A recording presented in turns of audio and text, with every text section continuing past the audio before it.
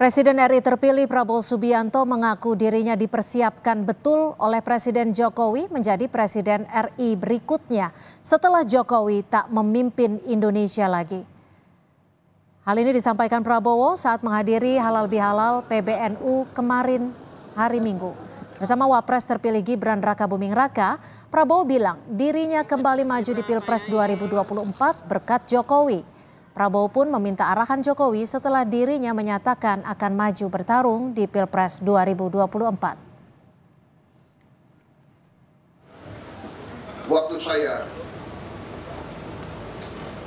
ditanya waktu saya mau maju atau tidak 2024 ini, saya terang-terangan mengatakan saya maju apabila saya direstui dan didukung oleh Pak Joko Widodo. Betapa besar Pak Joko Widodo menyiapkan saya. Saudara-saudara sekalian, beliau seorang yang boleh saya katakan sangat teliti. Beliau memperhatikan dan saya merasa saya disiapkan benar-benar. Prabowo Subianto mengungkap peran Presiden Joko Widodo di balik kemenangannya sebagai Presiden terpilih 2024. Lalu apa makna dari ucapan Prabowo yang menyebut selama ini Jokowi telah mempersiapkannya untuk menjadi penerus? Kita bahas bersama Daniel Anzar Simanjuntak, juru bicara Prabowo Subianto, dan Yunarto Wijaya, Direktur Eksekutif Carta Politika. Selamat sore, Mas Dani. Mas Toto, terima kasih sudah bergabung bersama kami. Mas Daniel, ini Pak Prabowo bilang betapa besar peran Pak Jokowi menyiapkan saya. Bahkan nggak cuma sekali disebutnya, disebut juga saya merasa benar-benar disiapkan.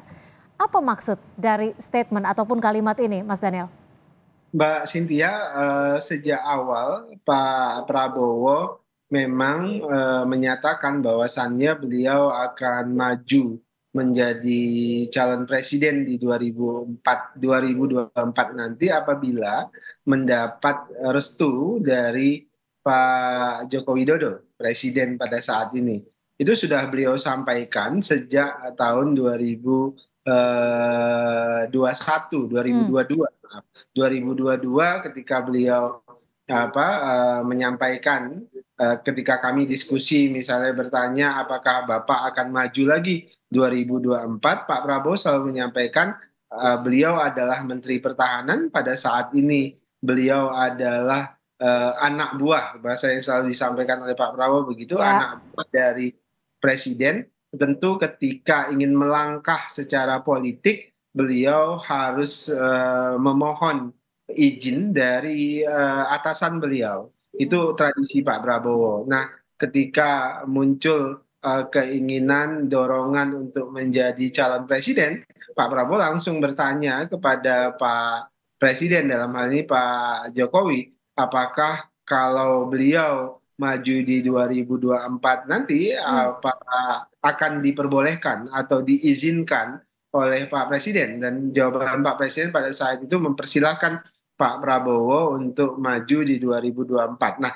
itulah jadi langkah pertama Pak Prabowo memutuskan untuk kembali menjadi capres 2024. Dan selama proses itu Pak Prabowo merasa Pak Jokowi itu seperti mementori beliau sama proses mulai dari bagaimana idealnya proses politik, gerakan politik, kemudian kampanye, dan macam-macam, semuanya banyak saran dan masukan dari Pak Joko Widodo.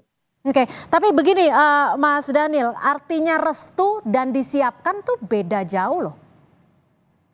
Ya, tadi direstui, kemudian tadi dalam konteks Pak Prabowo, Pak Jokowi maksud saya, itu banyak mementori Pak Prabowo, itu kami anggap, Pak Prabowo anggap adalah proses disiapkan karena banyak sekali diskusi bagaimana mendesain kampanye, bagaimana mendorong kampanye yang simpatik, bagaimana idealnya berkomunikasi dengan rakyat secara langsung, itu banyak dimasukkan dan perhatian dari Pak Jokowi, dan itu dipelajari secara langsung, didengarkan langsung oleh Pak Prabowo dari Pak Jokowi. Nah, itu yang kemudian dimaknai oleh Pak Prabowo, proses mentoring itu dimaknai oleh Pak Prabowo sebagai proses mempersiapkan. Oke, Mas Toto, bagaimana Anda membaca ucapan Prabowo Subianto ini soal disiapkan Jokowi sebagai penerus? Anda melihatnya seperti apa? Bacaannya seperti apa? Ini bisa dibaca dari dua sisi ya. Dari sisi positifnya tentu saja ini kan bicara mengenai keberlanjutan. Artinya memang Pak Jokowi punya concern besar bagi keberlanjutan kepemimpinan yang kemudian memang dibaca ini dipilihlah seorang Pak Prabowo dan kemudian diberikan masukan, dilakukan mentoring seperti istilah Bang Daniel tadi. Tapi bisa juga orang melihat dari kacamata yang agak negatif bahwa ini seakan-akan ya sebuah kalimat yang membuktikan bahwa pemilu kemarin itu tidak steril dari intervensi presiden tanda kutip ya, bahwa memang ada presiden yang kemudian menjadi seorang sutradara bagi hasil dari pemilu yang kemudian kemarin terjadi. Tapi apapun itu kita harus hormati keputusan MK yang menyatakan 5 hakim menyatakan bahwa tidak ada intervensi dari presiden. Nah, poin saya tapi begini. Katakanlah betul ini adalah bagian dari upaya presiden memastikan keberlanjutan dalam regenerasi kepemimpinan nasional. Nah, jangan sampai tetapi kemudian bahwa niatan baik ini diterjemahkan atau diturunkan dengan cara yang berpotensi mengganggu sistem presidensial dan mengganggu otoritas seorang presiden terpilih atau kewibawan seorang presiden terpilih.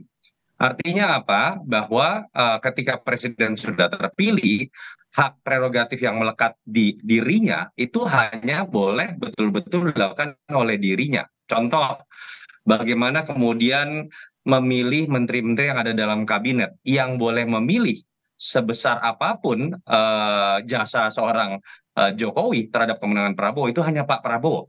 Tidak boleh ada peran seorang Jokowi yang nanti adalah mantan presiden untuk mendapatkan jatah menteri misalnya atau ikut mengatur siapa yang akan menjadi menteri.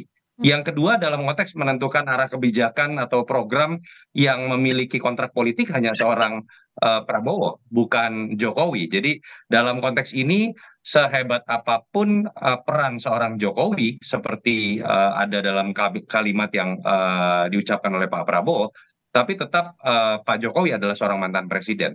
Berikanlah kesempatan seluas-luasnya kepada seorang presiden terpilih dalam hal ini Pak Prabowo untuk kemudian menjalankan pemerintahannya dan biarkan mentoring itu terjadi dalam nasihat-nasihat yang sifatnya informal.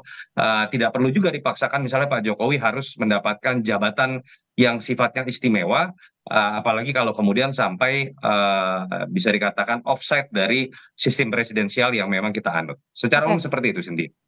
Mas Daniel, ini kan Prabowo juga bilang sering diminta berkunjung ke suatu wilayah gitu ya, atas arahan Presiden Jokowi. Lalu apakah memang sedalam itu Jokowi berperan dalam tugas Pak Menhan?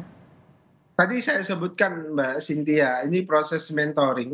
Pak Jokowi seringkali memberikan atensi terkait mana daerah yang menurut beliau itu harus menjadi perhatian secara politik di satu sisi, di sisi lain harus menjadi perhatian secara ekonomi misalnya, secara elektoral dan sebagainya. Nah itu karena pengalaman panjang Pak Jokowi melalui 2 kontestasi dan menang itu penting didengarkan dan diikuti oleh Pak Prabowo. Nah itu yang tadi dimaknai kenapa Pak Prabowo penting mengunjungi daerah ini. Daerah ini strategis secara elektoral misalnya. Bagaimana cara berkomunikasi dengan warga dan rakyat di daerah ini dan sebagainya. Nah itu terus terang Pak Prabowo selalu menyampaikan beliau dapat pandangan sharing dari Pak Jokowi. Itu pertama Mbak Cynthia. Kemudian yang kedua melanjutkan apa disampaikan oleh Mas Toto tadi. Pak Prabowo dan Pak Jokowi tentu adalah 2 sosok yang paham betul tugas dan tanggung jawab. Jadi pada saat Pak Prabowo memimpin tentu beliau paham bagaimana harus memimpin. Pada saat beliau menjadi anak buah, beliau juga paham bagaimana berperilaku dan berlaku sebagai anak buah. Itu kan sama halnya ketika Pak Prabowo ketemu dengan Pak SBY. Pak SBY misalnya akhlak yang ditunjukkan oleh Pak Prabowo menyampaikan bahwasannya Pak SBY adalah pimpinannya, tapi kemudian oleh Pak SBY dijawab bukan. Sekarang bosnya adalah Pak Prabowo. Ya. Nah, dalam konteks ini para pemimpin ini tentu paham sekali Oke. ketika mereka memimpin dan ketika mereka dipimpin. Oke, Mas Toto, ini momen mentoring Ya. seperti yang tadi disebutkan Mas Daniel juga, ini akan berpengaruh tidak? Atau seberapa besar sih nanti pengaruhnya jelang penyusunan kabinet yang baru? Iya, kalau ke dalam konteks mentoring, bagaimana kemudian mengisi masa transisi yang memang terlama ya sepanjang sejarah Pilpres kita, saya pikir ini harus dimaknai secara positif. Artinya tidak perlu ada masa jeda lagi ketika nanti Pak Prabowo sebagai presiden baru terpilih misalnya. Jadi memang dalam konteks mentoring menurut saya ini hal yang positif. Tapi catatan tadi lagi ya, saya percaya sekali Pak Jokowi, Pak Prabowo, Pak SBY sebagai contoh tadi orang-orang yang mengerti batasan-batasan kode etik, tata negara. Tapi problemnya Bang Daniel memang ada beberapa fakta empiris yang kita harapkan tidak kemudian dimaknai salah. Misalnya, ketika menerjemahkan keberlanjutan kalau sampai konteks mentoring itu sangat baik. Tapi kalau konteks misalnya keberlanjutan dimaknai bahwa harus ada sosok Jokowinya yang memiliki jabatan atau keluarga Jokowi memiliki jabatan. Itu kan yang menjadi perdebatan pro dan kontra ketika orang sepakat tentang keberlanjutan tapi ada yang mengatakan kenapa harus dipaksakan anaknya Pak Jokowi, kok seakan-akan tidak percaya bahwa Pak Prabowo yang di-endorse itu sudah bisa memastikan keberlanjutan juga dalam konteks program tanpa harus adanya misalnya sosok keluarga Pak Jokowi. Atau kemudian ide misalnya dari salah satu partai yang tidak lolos parlemen yang mengatakan Pak Jokowi bagusnya kemudian seperti Mahathir Muhammad menjadi ketua Barisan Nasional dalam pemerintahan terpilih nanti Prabowo Gibran, yang kita tahu itu tidak dimungkinkan dalam sistem presidensial, tapi karena sebuah tafsir salah, karena upaya pengkultusan secara politik menurut saya, yang seakan-akan percaya keberlanjutan hanya bisa terjadi kalau Pak Jokowinya ada literally secara politik diberikan jabatan dalam konteks koalisi. Itu yang menurut saya malah kalau tafsir-tafsir ini terus dilanjutkan, itu yang berpotensi malah akan mengganggu kinerja dan otoritas dari seorang presiden terpilih yang tidak boleh jadi petugas siapapun, tidak boleh bergantung kepada siapapun ketika nanti sudah dilantik dan melekat di situ jabatan sebagai kepala negara dan kepala pemerintahan. Yang saya katakan adalah saya meyakini seorang presiden terpilih dan Pak Prabowo bisa bekerja bagus dan mengemban keberlanjutan kalau hak prerogatifnya dihormati dan tidak dibatasi oleh nama-nama besar lain. Oke, Mas Daniel, singkat saja, nanti Pak Jokowi akan ikut berperan tidak dalam membentukan kabinet ke depan? Atau ada komitmen dari Pak Prabowo untuk menggunakan hak prerogatifnya tanpa ada masukan ataupun arahan dari Jokowi? Singkat saja. Justru Pak Prabowo akan mendengarkan masukan, tidak mungkin tanpa masukan. Jadi Pak Prabowo tentu akan mendengar dan meminta masukan dari Pak Jokowi sebagai presiden yang saat ini memerintah, kemudian meminta masukan pada Pak SBY, bahkan Pak Prabowo juga sudah sampaikan ingin meminta masukan dari Ibu Megawati, karena saat ini tiga tokoh ini itu adalah para presiden-presiden yang punya pengalaman panjang. Bahkan Pak Prabowo secara berulang menyebutkan beliau ingin sekali duduk bareng, diskusi panjang dengan para mantan presiden nantinya, sehingga ada seperti istilah saya itu si presidensial club, walaupun punya perspektif politik yang berbeda, sikap politik yang berbeda, tapi mereka bisa duduk bersama, bisa sharing pengalamannya, sehingga komitmen Pak Prabowo yang selalu dinyatakan ingin melanjutkan kepemimpinan presiden-presiden sebelumnya, bukan hanya Pak Jokowi, tapi Pak SBY, Bu Megawati, dan presiden-presiden sebelumnya itu bisa dilakukan. Apalagi sekarang yang masih bisa hadir langsung dan diskusi langsung adalah tiga orang ini, yaitu Pak Jokowi, Pak SBY, dan Bu Megawati. Sehingga ini akan menjadi contoh baik buat generasi-generasi muda, pemimpin-pemimpin masa depan, bahwasannya sekeras apapun kita berbeda, para pemimpinnya itu bisa tetap bersatu memikirkan bangsa dan negara. Baik, terima kasih Mas Daniel Anzar Simanjuntak, juru bicara Prabowo Subianto, dan juga Mas Yunarto Wijaya sudah bergabung bersama kami di Kompas Petang. Selamat sore. Sore.